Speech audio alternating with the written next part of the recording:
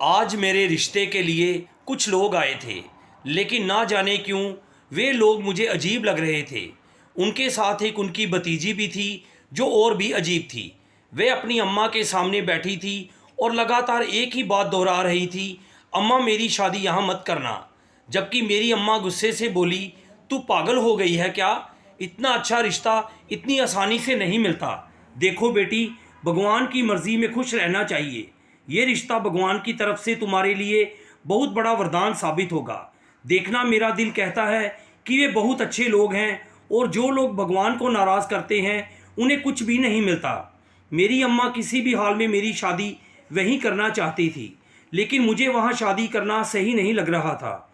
मैंने धैर्य से अपनी माँ को समझाने की कोशिश की, अम्मा मेरी उम्र नहीं निकल रही है, अभी मेरी उम्र ही क्या है, आप क्यों इतना ज़्यादा सोच रही हैं? मैं भगवान को नाराज़ नहीं कर रही, लेकिन मैंने महसूस किया है कि उनका परिवार थोड़ा अलग है। सबसे ज़्यादा मुझे वह लड़की समझ नहीं आती। वह मेरे होने वाले पति की भतीजी है, लेकिन उसका अंदाज़ बहुत अजीब है। अम्मा, क्या आपने इस बात को महसूस नहीं किया? लेकिन मैंने इसे बहुत महसूस किया था। मैं किसी भी तरह अपनी माँ को मनाने की कोशिश कर रही थी। ऐसा नहीं था कि मुझे कोई और पसंद था या ये लड़का पसंद नहीं था, मगर मैं जल्दी लोगों को पहचान लेती थी और मैं अपने होने वाले पति की भतीजी को देखकर इतना समझ चुकी थी कि ये लड़की अच्छी संगत में नहीं रहती। मेरी अम्मा अपने सिर पर हाथ रखकर बैठ गई थी। कुछ पल बाद उनकी आंखों से आंसू बहने लगे और यहीं पर मैं हार मान गई। मैं तुरंत उनके कदमों में बैठ गई और नरम लहजे में बोली, माँ जी, मेरे कहने का मतलब ये नहीं है। आपकी बात मेरे लिए सर आंखों पर है। मैं आप पर विश्वास करती हूँ। आप जिस राह पर चलाएंगी मैं उसी से शादी कर लूँगी। जिस भी रिश्ते में आप मुझे बांधना चाहेंगी उसका साथ मुझे मंजूर है, मगर आप मेरी बात को समझने की कोशिश तो करो। आप क्यों मुझे किसी अंधे कुएं में धकेलना चाहती हैं जिसमें सिवाय अपमान के और कुछ नहीं है? आप नहीं जानती, मैंने उस लड़की को देखा है। वह बहुत अलग है। उसकी हरकतें, उसका अंदाज ये बताने के लिए काफ़ी है कि वह अच्छी लड़की नहीं है। और अगर वह अच्छी नहीं है तो इसका मतलब है कि उसका परिवार भी अच्छा नहीं है। लेकिन मेरी अम्मा तड़प कर बोली, तू पागल हो चुकी है क्या? तेरा दिमाग घुटनों में आ गया है। तेरी शादी उस लड़की से नहीं होगी, बल्कि उसके चाचा से होगी। तू ज़्यादा मत सोच, तुझे बड़ों के मामले पता तो नहीं, और चुप रह। मैंने फैसला कर लिया है कि तेरी शादी हर हाल में वहीं करूँगी। ये कहकर वे अपने कमरे में बंद हो गई थी। मुझे कुछ समझ नहीं आ रहा था। आज भी लोग मुझे देखने आए थे और उस लड़की का मुझे अजीब अजीब सवाल पूछना बहुत अजीब लग रहा था। वह लड़की मुझसे पूछ रही थी, आप क्या पहनना पसंद करती हैं? क्या आपके लड़के दोस्त हैं? क्या आप उनसे मिलने जाती हैं? क्या आप लेट नाइट पार्टी करती हैं? ये बातें बोलने की नहीं होती, मगर वह जानना चाहती थी। उसका अंदाज़ बहुत अजीब था। ना जाने क्यों वह लड़की मुझे गलत महसूस हो रही थी। ऐसा लग रहा था जैसे वह दोहरे व्यक्तित्व वाली हो, मगर मैंने कोई निष्कर्ष निकालना ज़रूरी नहीं समझा था। मेरी माँ को मेरे होने वाले पति बहुत पसंद थे, इसलिए उन्होंने बिना मेरी राय लिए उन लोगों को हाँ बोल दिया था। कुछ ही पल का खेल था और शादी की तैयारियां ज़ोर ज़ोर से शुरू हो गई थी। मुझे घबराहट हो रही थी, लेकिन आखिर में मैंने खुद को समझा लिया कि वाकई मेरी शादी उसके चाचा से हो रही है, उस लड़की से नहीं। अगर उसने मुझसे फिर कोई उल्टा सीधा सवाल करने की कोशिश की तो मैं उसके चाचा से शिकायत कर दूंगी। लेकिन मुझे नहीं पता था कि उनके घर जाने के बाद मेरे सामने क्या हकीकत आने वाली थी। समय अपनी रफ्तार से बीत चुका था और मेरी शादी खुशी खुशी हो गई थी। मैं अपने मायके से अपने पति के घर आ गई थी। समय गुजरता जा रहा था और यहाँ के तौर तरीके देखकर मेरी तो जान हलक में आ गई थी। जैसा मैंने सोचा था बिल्कुल वैसा ही हो रहा था। यहाँ आकर मुझे सभी लोगों के राज मालूम होने लगे थे। मैं हैरान थी कि मेरी शादी मेरे घर वालों ने ये कहकर की थी कि तेरा ससुराल बहुत अच्छा है, वहाँ तू बहुत खुश रहेगी, तुझे ज़िंदगी की हर सुख सुविधा मिलेगी। वे लोग बहुत इज्जत और मर्यादा वाले हैं, बस तुझे उनके हर हुक्म की पालना करनी होगी। लेकिन यहाँ आकर तो एक अलग ही हालात मेरे सामने आ रहे थे। मेरी जेठानी की बड़ी बेटी, जिसका नाम सोनिया था, वह एक अलग ही मिजाज की लड़की थी।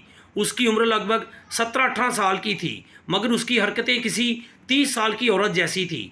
सोनिया को देखकर ऐसा लगता था जैसे वह सारे खेल खेल चुकी हो। मैंने कभी नहीं सोचा था कि मेरी शादी ऐसे बेढंगे परिवार में हो जाएगी। शादी की सुबह मैं हैरान रह गई थी जब वही जवान भतीजी अपने चाचा की गोद में आकर बैठ गई थी। मेरे लिए ये सब कुछ बहुत हैरान कर देने वाला था। मेरी अम्मा ने तो मेरे ससुराल की बहुत तारीफ़ें की थी कि तेरे ससुराल वाले बहुत धार्मिक लोग हैं, तू बहुत खुश रहेगी, कोई भी परेशानी तुझे पेश नहीं आएगी। जो धार्मिक लोग होते हैं उनके दिल में भगवान का खौफ होता है, मगर मुझे तो यहाँ ऐसा कुछ भी दिखाई नहीं दिया। थोड़ी देर बाद मेरी जेठानी आकर अपनी बेटी को ले गई थी, जबकि वह लगातार मना करती रही कि उसे अभी यहीं रहना है। मेरे पति भी शायद मेरी मौजूदगी में शर्मिंदगी महसूस कर रहे थे। थोड़ी देर बाद हमें नाश्ते के लिए बुलाया गया था। काफ़ी खुशहाल माहौल में नाश्ता किया जा रहा था, लेकिन अचानक ही सोनिया आकर बैठी तो माहौल में एक अजीब सी ठंडक छा गई थी। मेरी सास, मेरी ननद और मेरे देवर सभी के चेहरे सोनिया को देखकर उतर गए थे। वहाँ से धीरे धीरे सबने उठना शुरू कर दिया था, जबकि वह लड़की सोनिया अब भी नाश्ता करती जा रही थी। जब उसकी दादी ने महसूस किया कि सब लोग उठकर जा रहे हैं तो उन्होंने खुद ही सोनिया को अंदर भेज दिया। सोनिया मुंह बिगाड़ती और सबको बुरा भला कहती हुई अंदर चली गई थी। मैं हैरान थी कि उसे मेरी मौजूदगी का एहसास भी नहीं हुआ था। शायद वह ऐसी ही सोच की मालिक थी, लेकिन मुझे नहीं पता था कि उसकी हकीकत क्या है। जैसे जैसे समय बीतता गया, सोनिया की और भी अजीब बातें मेरे सामने आने लगी। एक बार रात का दूसरा पहर चल रहा था और प्यास के कारण मेरी नींद अचानक खुल गई थी। मैं साइड टेबल की ओर हाथ बढ़ाया तो देखा जग खाली पड़ा था, जिससे मुझे और भी गुस्सा आ गया था। मैंने गुस्से में अपनी पति की पीठ को बुरा भला कहा। रात में पानी लाने की जिम्मेदारी उनकी ही थी, लेकिन हर बार की तरह आज भी पानी लाना भूल गए थे। मुझे बहुत गुस्सा आया, लेकिन उस समय उनकी नींद खराब नहीं करना चाहती थी, इसलिए मैं चुपचाप कमरे से बाहर निकल आई। लेकिन जैसे ही मैं रसोई के पास पहुंची तो रसोई के अंदर से सोनिया की आवाज़ मेरे कानों में पड़ी। शायद वह किसी से मोबाइल पर बात कर रही थी। वह धीरे धीरे कह रही थी, देखो मेरे पास ज़्यादा समय नहीं है, जितना कहा है उतना करो और सही समय पर वहाँ पहुँच जाना। मुझे नहीं पता, बस मुझे ये काम करना है। अब मेरा दिल बहुत बेकरार है, मुझसे अब सहन नहीं होता। ना जाने मम्मी मेरी शादी कब करेगी, और मैं ये काम अपनी ज़िंदगी में जल्द से जल्द करना चाहती हूँ। उसकी बातें सुनने में मुझे काफ़ी दिलचस्पी लग रही थी। मैं ध्यान से उसकी बातें सुनने लगी। वे आगे बोली, बस मैंने सोच लिया है, अब मैं ये काम करती ही जाऊँगी, मुझे ये बर्दाश्त नहीं होता। सोनिया की ये बातें सुनकर मेरी आंखें हैरानी से फैल गई थी। वह शादीशुदा रिश्ता बनाने की इच्छा जता रही थी, और वह भी किसी अनजान व्यक्ति से। क्या ये बातें उसके लिए सही थी? मैं जाकर उससे पूछना चाहती थी, लेकिन तभी उसने कुछ ऐसा कहा कि मेरे होश उड़ गए। वह बोली, और हाँ जतिन, वहाँ सिर्फ तुम अकेले नहीं होने चाहिए, तुम्हारे साथ 2-4 और लड़के भी होने चाहिए। मैं किसी एक आदमी के साथ ये काम नहीं कर सकती। वहाँ 2-4 और भी लड़के हों तो मज़ा आएगा, नहीं तो ये सब मज़ा सा रह जाएगा। उसकी इन बेहुदा बातों पर मेरे कान तक जल गए थे।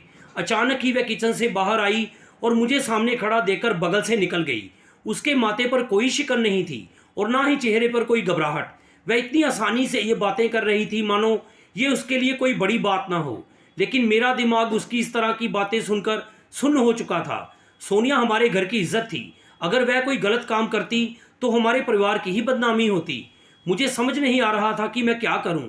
मैं जल्दी से पानी पीकर जग भरकर अपने कमरे में लौट आई। वह रात मेरे लिए किसी सज़ा से कम नहीं थी। मैं बिस्तर पर लेट गई, लेकिन नींद मेरी आंखों से कोसों दूर थी।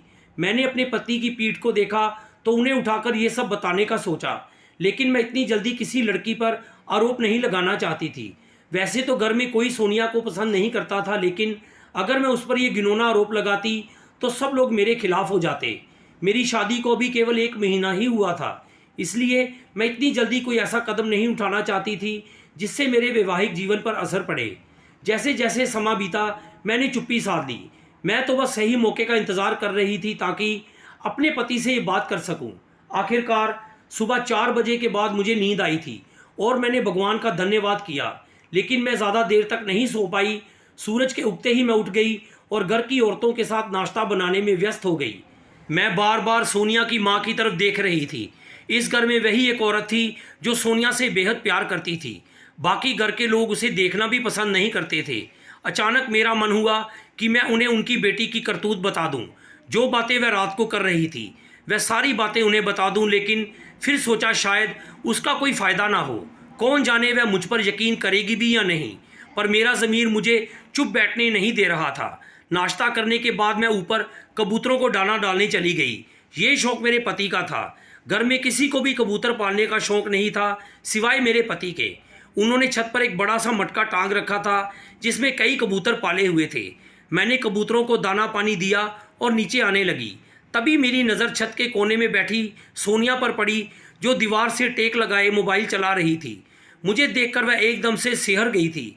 वह क्या कर रही थी मुझे नहीं पता था, पर इतना तो समझ आ गया था कि वह मोबाइल में कुछ तो देख रही थी और बड़ी ही लगन से देख रही थी। अचानक मेरे मन में गलत ख्याल आने लगे। यकीनन वह मोबाइल पर कुछ गलत ही देख रही थी। तभी तो मेरे आने पर वह घबरा गई। मुझे हैरत हो रही थी, कितनी छोटी उम्र में ये लड़की ऐसी हरकतें कर रही है। मैं उसे कुछ कहने वाली थी कि वह वहाँ से फ़ौरन भाग निकली। मेरी समझ से सब कुछ बाहर था। मुझे कुछ भी समझ नहीं आ रहा था कि वह आखिर करना क्या चाहती है, लेकिन इतना तो साफ था कि वह बहुत बड़ा कोई गलत कदम करने वाली है, जिसके बाद पूरे परिवार की बदनामी हो जाएगी। मगर मैं किसी से कुछ नहीं कह सकती थी क्योंकि मेरे पास कोई सबूत नहीं था। मेरी जान सूख रही थी। शादी के ये दिन मेरे लिए खुशियों के नहीं बल्कि किसी सज़ा जैसे हो गए थे। सोनिया की सच्चाई जानकर मुझे बहुत अफसोस हो रहा था और ख़ासकर अपनी जेठानी पर भी गुस्सा आ रहा था कि उन्होंने अपनी इकलौती बेटी की कैसी परवरिश की है। उसके पिता भी अक्सर उस पर गुस्सा होते रहते थे, खासकर उसकी लापरवाही पर। उसका बेफिक्र अंदाज सबको खटकता था। जब वह बाहर जाती थी तो काफ़ी देर बाद घर वापस लौटती थी। मेरी सास अपनी पोती की इन हरकतों पर बहुत चिढ़ती थी और सोनिया को बहुत डांटती थी, पर सोनिया एक कान से सुनकर दूसरे कान से सबकी बातें निकाल देती थी। वह दिन भी रोज़ की तरह गुजर गया। अगली सुबह नाश्ते की मेज़ पर सोनिया सजी धजी बैठी थी। मेरी सास ने उसे एक नज़र देखा और बोली, अरे सोनिया, तू कहाँ जा रही है? तेरा दिमाग तो ठीक है? घर से इजाज़त ली भी है या नहीं? सोनिया ने अपनी दादी को देखा और बिना कुछ कहे नाश्ता करने लगी। वह इकलौती थी जो अपनी दादी को ऐसे नज़रअंदाज करती थी जैसे उनका इस घर में कोई वजूद ही ना हो। सोनिया तो सभी को इस तरह देखा करती थी। किसी से बात करना उसने ज़रूरी नहीं समझा। शायद उसकी परवरिश ही ऐसी हुई थी। थोड़ी देर बाद वह सभी के सवालों को नज़रअंदाज करके अपना बैग उठाकर घर से चली गई। पीछे सब लोग उसकी माँ को ताने मार रहे थे, जबकि मेरी जेठानी के चेहरे पर हल्की मुस्कान थी। मैं हैरान थी कि ये औरत आखिर चाहती क्या है। शायद उसे अपनी बेटी की करतूत मालूम नहीं थी, पर उसकी मुस्कान मुझे किसी बड़ी आफत का संकेत लग रही थी। मुझे बस सोनिया के लौटने का इंतज़ार था ताकि सच्चाई सामने आ सके। सोनिया, जो कल जतिन नाम के लड़के से 3-4 और लड़कों की बात कर रही थी, वह उनके साथ रंग रंजन करने गई थी, उनके साथ पाप करने के लिए गई थी। ये सोचकर ही मेरे शरीर में कंपन सी दौड़ गई थी।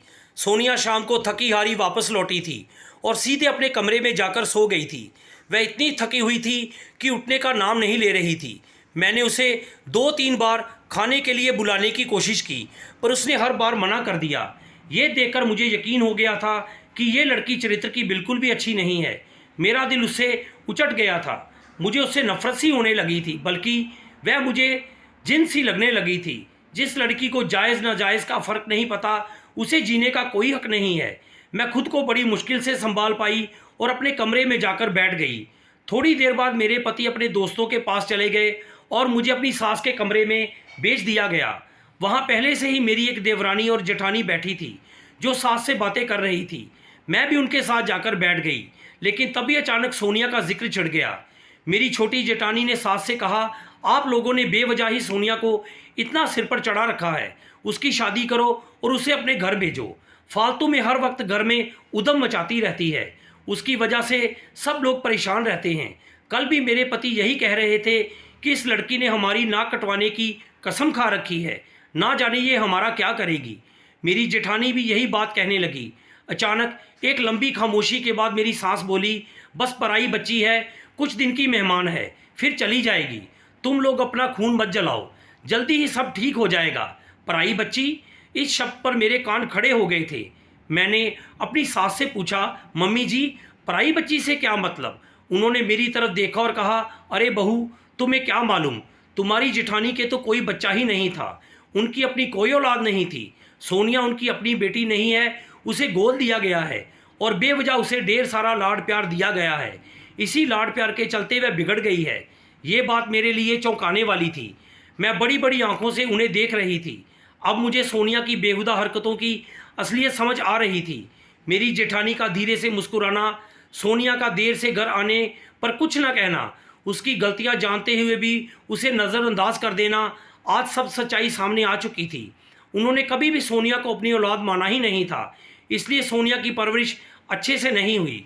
मुझे सोनिया पर बहुत अफसोस हो रहा था कि वह कैसे घर में पली बड़ी है, यानी उसका भविष्य पूरी तरह अंधकार में था। उसकी दुनिया और ज़िंदगी दोनों बर्बाद हो चुकी थी। आज पहली बार मुझे सोनिया के लिए दुख महसूस हो रहा था, लेकिन मुझे ये नहीं पता था कि इसके पीछे कुछ और हो रहा है जिसका मुझे अभी अंदाज़ा नहीं था। अगले दिन सुबह मैंने उसे बहुत हैरानी से देखा। मेरा शक धीरे धीरे हकीकत में बदल रहा था। वह बहुत लड़खड़ाते हुए कदमों से चल रही थी, जो इस बात की निशानी थी कि उसने यकीनन कुछ गलत किया है। मेरी सांसें उसे कई बातों का एहसास दिला रही थी, लेकिन वह हमेशा की तरह अनदेखा करके अपनी माँ की बाहों में सिमट गई। उसकी माँ ने उसके लिए ताज़ा नाश्ता बनाया और उसके सामने सजा दिया, जिससे वह चुपचाप खा रही थी। आज मैं भी उसके साथ बैठी और उससे इधर उधर की बातें करने लगी। मेरा मकसद ये था कि मैं उससे दोस्ती करना चाहती थी। मैं इतना तो जान चुकी थी कि ये लड़की बुरी संगत में पड़ चुकी है, लेकिन अगर वह मेरे साथ रहती तो मैं उसको सही परवरिश के साथ सही रास्ते पर ला सकती थी और इस बुराई के रास्ते से हटकर अच्छाई के रास्ते पर ला सकती थी। लेकिन मुझे नहीं पता था कि वह असल में कुछ और ही थी, जिसका मुझे अंदाज़ा भी नहीं था। काफ़ी देर तक वह मुझसे बात करती रही और फिर अपने कमरे में उठकर चली गई। इस दौरान उसने अपने बारे में मुझे कुछ भी नहीं बताया था। मैं समझ गई थी कि वह लड़की बेबाक होने के साथ साथ काफ़ी चालाक भी थी, इसलिए वह अपने ऊपर कोई बात नहीं आने देती थी। कुछ ही देर बाद वह फिर नहा धोकर बाहर आई और खुद को एक बड़ी सी चादर में ढककर अपनी माँ को अलविदा कहकर चली गई। आज तो मेरी सहन शक्ति जवाब दे गई थी। उसकी माँ सब कुछ देखती रही और चुपचाप बैठी रही। मैं गुस्से से उनकी तरफ देखी और कहा, आप पागल हो गई हैं क्या? अपनी बेटी को इस तरह आपने कैसे जाने दिया? आपको नहीं पता कि वह जवान लड़की है, भटक सकती है, गलत संगत में पड़ सकती है। आप उसकी सही परवरिश क्यों नहीं कर रही हैं? मेरी जेठानी ने मुझे हैरानी से देखा और कहा, देखो, तुम इस घर की बहू हो, लेकिन अभी नई नहीं हो। तुम हमारे घर के मामलों के बारे में कुछ ज़्यादा नहीं जानती हो, इसलिए अभी तुम्हारा ज़्यादा बोलने का कोई हक नहीं है। तुम्हारी अभी नई नई शादी हुई है, अपना ध्यान अपनी शादी पर लगाओ। मेरे पति, मेरी सास और मेरी बेटी क्या करते हैं, ये हमारा मसला है। मेरी बेटी क्या करती है, कहाँ जाती है, इसका और उसके भगवान का मामला है। तुम कौन हो उस पर नज़र रखने वाली और जज करने वाली? मेरी जेठानी की ये बातें सुनकर मुझे बहुत अफसोस हुआ कि क्या माँ ऐसी भी होती है जो अपनी औलाद के साथ इतना बड़ा दुख करती है। मैं गुस्से में कमरे में जाकर बैठ गई, लेकिन खुद को बिल्कुल भी काबू में नहीं कर पा रही थी। दोपहर के समय सोनिया घर वापस आ गई थी। उसके चेहरे पर एक अजीब सी थकान थी। मैंने उसे पानी का गिलास दिया तो उसने तुरंत पूरा गिलास एक ही बार में पी लिया। वह मेरी तरफ देखते हुए मेरी तबीयत के बारे में पूछने लगी। फिर अचानक उसने अपनी दादी और अपनी माँ के बारे में भी पूछा। मैंने धीरे धीरे उसे सबके बारे में बता दिया तो उसने सिर्फ इतना कहा कि वह बहुत थकी हुई है और सोने जा रही है। थोड़ी देर बाद आराम करके उठे तो मुझे दोपहर का खाना दे देना, क्योंकि मुझे भूख लगी है। मैंने भी सिर हिला दिया, क्योंकि अब मैं मन बना चुकी थी कि मैं उसे सही राह पर लाकर ही दम लूँगी। लेकिन आज मुझे ये नहीं पता था कि सच मुझ पर कैसे उजागर होने वाला है। कुछ देर बाद जब मैं कमरे में गई तो वह अपने कमरे में बने एक छोटे से मंदिर में भगवान के चरणों में सर दिए बैठी थी। मैं वहीं बेड पर बैठकर उसका इंतज़ार करने लगी कि जब वह आए तो मैं उसे खाना दे दूं। लेकिन मुझे आज बहुत ज़्यादा हैरानी हो रही थी कि सोनिया इतनी धार्मिक कब से हो गई कि भगवान के साथ इतना समय बिता रही थी। फिर मैंने सोचा कि ज़रूर अपने किए गए पापों की माफ़ी मांग रही होगी। जब उसे भगवान के चरणों में सर दिए काफ़ी देर हो गई तो मैं उठकर उसके पास चली गई। मैंने उसे कंधे से पकड़कर हिलाया तो मेरी चीख निकल गई। मैंने तुरंत उसके सीने पर हाथ रखकर देखा तो उसके दिल की धड़कनें बंद हो चुकी थी। नाक पर हाथ रखा तो वहाँ भी सांस नहीं आ रही थी। उसकी कलाई चेक की, लेकिन नब्ज़ भी थम चुकी थी। उसकी जान उसके शरीर से निकल चुकी थी। घबराहट के मारे मेरी आंखें तो बाहर निकलने को आ गई थी। मैंने तुरंत ज़ोर से चिल्लाकर सबको कमरे में बुला लिया। शुक्र था कि घर में 2 मर्द मौजूद थे। तुरंत सोनिया को अस्पताल ले जाया गया, लेकिन वहां जाते ही हम सब पर यह हकीकत खुल गई कि सोनिया का निधन 1 घंटे पहले ही हो चुका था। हम सब वहीं पर रोने और चीखने चिल्लाने लगे। थोड़ी देर बाद ही सोनिया का अंतिम संस्कार कर दिया गया। सभी के मुंह पर एक ही बात थी कि लड़की कितनी शरीफ थी। इसकी तो मिसाल नहीं मिलती थी। ऐसी मौत तो नसीब वालों को मिलती है। सब यही बातें कर रहे थे, लेकिन हमारे घर वालों के चेहरे उतरे हुए थे। गली वाले भी कुछ उसकी अच्छाई के बारे में बोल रहे थे तो कुछ बुराई के बारे में, कि ये लड़की बहुत देर से घर आती थी, ना जाने कहाँ कहाँ जाती थी। लेकिन हमें नहीं पता था कि कुछ दिनों बाद हम सब पर यह हकीकत खुलने वाली है। मेरी जेठानी का तो रो रो कर बुरा हाल था।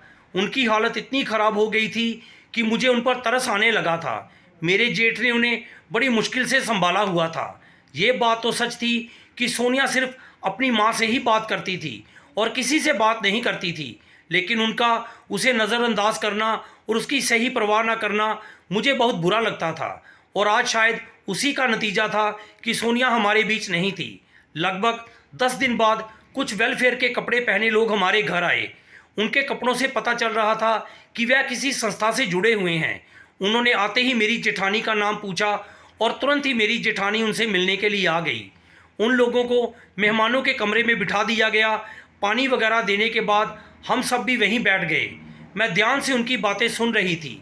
वे लोग बोले, देखिए, आपकी बेटी ने हमारी संस्था के लिए बहुत कुछ किया है, उसकी कोई मिसाल नहीं है। आपकी बेटी ने इंसानियत की एक ऊंची मिसाल कायम की है।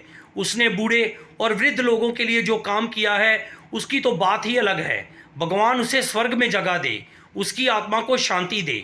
इस लड़की ने जाते जाते एक ऐसा संस्थान खड़ा कर दिया है जहां वृद्ध लोग अपनी बाकी की ज़िंदगी आराम से गुजार सकते हैं। उसने ऐसे स्कूल बनवाए जहां गरीब बच्चों को पढ़ाई का मौका मिलता है।